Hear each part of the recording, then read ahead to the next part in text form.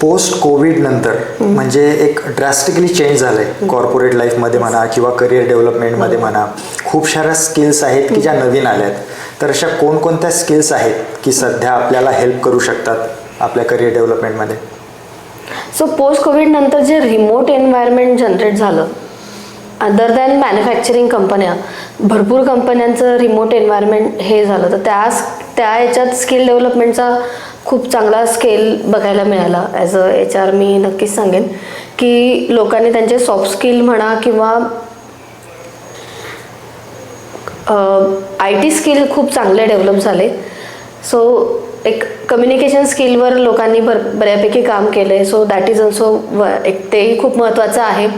आणि IT skill म्हणाल तर तुमचे प्रेझेंटेशन स्किल आहेत किंवा कंटेंट रायटिंग आहे.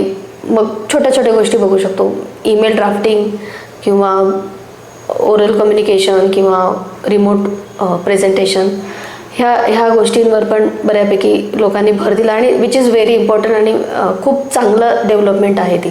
सो ह्या स्किल नक्कीच अपडेट असल्या पाहिजे.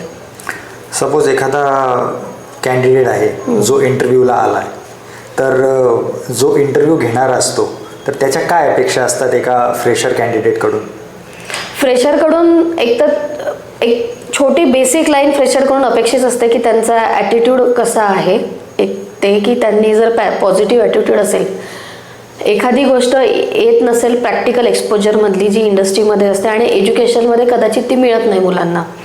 सो त्या याच्यामध्ये त्यांचा ॲप्रोच कसा आहे, त्यांच्या लर्निंग ॲबिलिटीज कसा आहेत आणि त्यांना किती इंटरेस्ट आहे ते शिकून घेण्यात, हे जर तुम्ही समोरच्याला तुमच्या इंटरव्ह्यूमध्ये हे करू शकलात, कन्व्हिन्स करू शकलात, तर नक्कीच तो कॅन्डिडेट चांगला असेल. ओके.